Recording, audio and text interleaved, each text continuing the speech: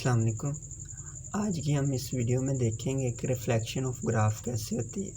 हम किसी ग्राफ का जो है वो रिफ्लेक्टिंग ग्राफ किस तरह बना सकते हैं।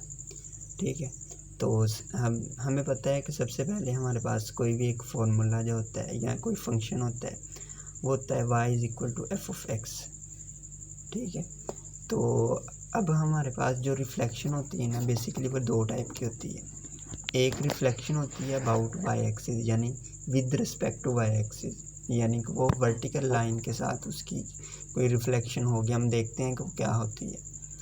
और उसके बाद हमारे पास एक रिफ्लेक्शन होती है जो अबाउट एक्स एक्सिस होती है, या हम कहते हैं with respect to X axis. तो हम दोनों को स्टडी करते हैं। अब सबसे पहले आपको मैं बता दूं कि हम अगर चाहते हैं कि हमारे पास, लेट्स सपोज हमारे पास एक फार्मूला है जैसे y=f(x). एग्जाम्पल के तौर पर हमारे पास y=x, ये हमारे पास एक फंक्शन है। ठीक है, तो हम चाहते हैं कि अगर हम इसका जो है वो रिफ्लेक्टिंग ग्राफ बनाएं with respect to y axis, तो हमने क्या करना है, हमने जस्ट x को, जहाँ पर भी हमारे पास x है, हमने x को भी रिप्लेस कर देना है -x के साथ। ठीक है, तो जो हमारे पास रिफ्लेक्शन होगी वो हमें रिफ्लेक्शन मिलेगी अबाउट y एक्सिस। x को रिप्लेस करेंगे जब, तो हमारे पास जो रिफ्लेक्शन होगी वो अबाउट y एक्सिस होगी।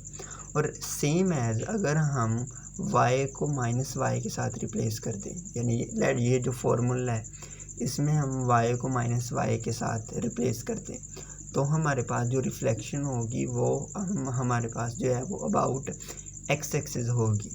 या हम कह सकते हैं कि f(x) को विद -f(x), क्योंकि ये दोनों इक्वल है। ठीक है, आइलर की जो है नोटेशन। तो हम अगर y को -y या f(x) को -f(x) से रिप्लेस कर दें, तो हमारे पास जो रिफ्लेक्शन होगी वो अबाउट x एक्सिस होगी। अब यहाँ पे देखिए, मैंने एक एग्जांपल ली हुई है y=x³ और इसका ग्राफ बनाया हुआ है। अगर आपको ग्राफ बनाना नहीं आता तो मैं उसका लिंक जो है वो डिस्क्रिप्शन में डाल दूँगा, तो आप देख सकते हैं कि हम कैसे ग्राफ बनाया है ये मैंने। ठीक है, तो यहाँ पे देखिए मैंने एक यानी कि जनरल ग्राफ बनाया है, यानी कि ये इसी का y=x³ के ही का ग्राफ है। ठीक है, तो ये ग्राफ बनाया हुआ है। अब मैं चाहता हूँ कि मैं इसकी जो रिफ्लेक्टिंग ग्राफ बनाना चाहता हूँ, तो क्या करना पड़ेगा मुझे, with respect to y axis में इसका रिफ्लेक्टिंग ग्राफ बनाना चाहता हूँ। तो मैं क्या करूँगा, मैं x को -x के साथ रिप्लेस कर दूँगा। तो मैंने क्या किया है कि ये देखें कि मैंने x को -x के साथ रिप्लेस किया, तो ये एक नया फार्मूला बन गया है। ठीक है, अब इस फार्मूले का जो ग्राफ है वो मैंने यहाँ पे बनाया हुआ है। ठीक है, अब देखें ये ग्राफ का ये एक रिफ्लेक्टिंग ग्राफ बन गया है। ठीक है, अब दोनों में डिफरेंस देखें कि हमारे पास जो पॉजिटिव y एक्सिस था उसकी जो राइट साइड है उसी से मिलती जुलती हमारे पास रिफ्लेक्टिंग ग्राफ में जो है वो लेफ़्ट साइड पे साइड बन रही है। ठीक है, इसी तरह जो नेगेटिव y एक्सिस के लिहाज से हमारे पास जो यानी साइड थी वो हमारे पास लेफ़्ट पर थी, और वो रिफ्लेक्टिंग ग्राफ में हमारे पास राइट साइड पे है। यानी कि हमारे पास जो रिफ्लेक्शन होगी एक्सिस के अकॉर्डिंग, वो हमारे पास जिस तरह का ग्राफ राइट साइड पे अगर लेट्स सपोज हमें यानी कि पॉजिटिव y एक्सिस के लिहाज से मिल रहा है, तो वो हमें उसी तरह का ग्राफ जो है वो उसी यानी पॉजिटिव y एक्सिस के जो है वो लेफ़्ट साइड पर मिलेगा। ये देखें, ये हमारे पास राइट साइड पे है ग्राफ, और ये हमारे पास उसी से मिलता जुलता जो ग्राफ है वो हमें लेफ़्ट साइड पे मिल रहा है। इसी तरह नेगेटिव एक्सिस। तो ये हमारे पास थी एक एग्जांपल जिसमें हमने रिफ्लेक्शन देखी थी अबाउट y एक्सिस। अब यहाँ पे देखें कि हमारे पास ये एक ग्राफ था। अब हमने ऊपर भरा हुआ था कि हमने अगर about y axis reflecting graph बनाना है, यानी रिफ्लेक्शन चेक करनी है, या हमने कोई यानी कि कोई ग्राफ बनाना है, रिफ्लेक्टिंग ग्राफ बनाना है, तो हम क्या करते हैं, हम x को -x के साथ जो है वो रिप्लेस कर देते हैं। तो हमारे पास जो है वो रिफ्लेक्शन मिलती है हमें, या रिफ्लेक्टिंग ग्राफ मिलता है अबाउट y एक्सिस। लेकिन अगर हम y को विद -y रिप्लेस करते हैं, तो हमारे पास जो रिफ्लेक्शन है वो हमें अबाउट x एक्सिस मिलेगी। तो अब हमने क्या किया कि हमने y को -y से रिप्लेस किया, तो ये हमारे पास एक नया फार्मूला मिल गया हमें। अब ये ओरिजिनल ग्राफ है, इस ग्राफ का जो रिफ्लेक्टिंग ग्राफ है वो ये है। तो अब देखेंगे हमने जिस तरह ऊपर देखा था कि हमारे पास जो है वो लेफ़्ट और राइट साइड में जो है वो हमारे पास जो ग्राफ है वो मिलता जुलता होता है। इसी तरह आप देखेंगे यहाँ पे ये पॉजिटिव एक्स एक्सिस है। अब जो इसका ग्राफ था जब रिफ्लेक्शन हुई है तो क्या हुआ है कि जो इसके अपर साइड ग्राफ था उसी से मिलता जुलता हमारे पास जो ग्राफ है वो हमें मिल रहा है। तो ये हमारे पास क्या हो गया कि ये हमारे पास अब ये हमारे पास एक रिफ्लेक्टिंग ग्राफ है और हमने देखा है कि हम रिफ्लेक्शन क्या होती है ग्राफ की। अब जिस तरह हमने रिफ्लेक्शंस पढ़ी हैं ग्राफ की, इसी तरह अब होती है हमारे पास सिमेट्री, यानी कि सिमेट्री होती है इसमें ग्राफ की सिमेट्री। अब देखिए हमारे पास हमने जो ऊपर दो एग्जांपल देखी, हमने जब x को -x से रिप्लेस किया तो हमारे पास एक नया फॉर्मूला बन गया। तो हमने कहा कि हम इसका जो है अब ग्राफ बनाएंगे जो वो एक रिफ्लेक्टिंग ग्राफ होगा, किसका, ओरिजिनल ग्राफ का, with respect to Y axis. इसी तरह हमने एक्स एक्सिस के लिए एक एग्जांपल देखी, तो वो हमारे पास थी वो हमारे पास फार्मूला थे या फंक्शंस थे, जब हम उनमें रिप्लेसमेंट कर रहे थे तो हमारे पास एक नया फार्मूला जनरेट हो रहा था।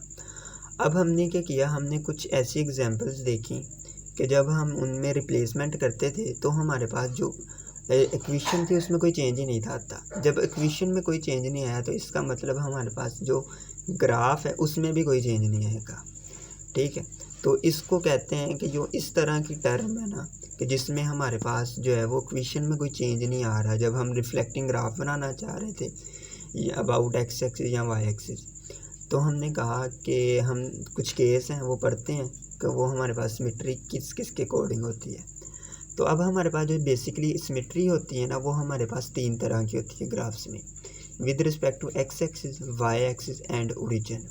ठीक है, अगर हम x को -x के साथ रिप्लेस करते हैं तो हमें पता है कि हमें एक रिफ्लेक्टिंग ग्राफ मिलना चाहिए और एक हमारे पास जो है वो फार्मूले में चेंज आना चाहिए। तो हम कहते हैं कि इस फार्मूले से जो ग्राफ बनेगा वो एक रिफ्लेक्टिंग ग्राफ होगा जो हमने फार्मूला लिया है with respect to Y axis. लेकिन अगर हम x को -x के साथ जो है वो हम रिप्लेस करते हैं लेकिन हमारे पास जो इक्वेशन है उसमें कोई चेंज नहीं आता, तो हम कहेंगे जो हमारे पास यानी कि ये जो फॉर्मूला है इसमें हम इसका जो ग्राफ होगा वो सिमेट्री अबाउट वाई एक्सिस है। तो ग्राफ जो है वो सिमेट्री शो करेगा। ठीक है, हम इसको कहेंगे ये हमारे पास क्या है, सिमेट्री शो कर रहा है अबाउट वाई एक्सिस, अगर हम x को -x से रिप्लेस करते हैं। इसी तरह अगर हम y को -y से रिप्लेस करते हैं तो बेसिकली तो हमारे पास एक फार्मूला बनना चाहिए कि जिसका हम ग्राफ बनाएं तो वो एक रिफ्लेक्टिंग ग्राफ हो। लेकिन हमारे पास कुछ फार्मूलाज हैं कि हम उनमें y को -y से रिप्लेस करें तो हमारे पास जो है वो हमारे पास फार्मूले में कोई चेंज नहीं आता। अगर फार्मूले में चेंज नहीं आया तो इसका मतलब जो उसका ग्राफ है वो सेम एज वो ही रहेगा। तो हम कहेंगे ये हमारे पास जो सिमेट्री है वो ये अबाउट एक्स एक्सिस है। अब यहाँ तक तो हमारे पास हो गया एक सिमेट्री अबाउट वाई एक्सिस, एक सिमेट्री अबाउट एक्स एक्सिस।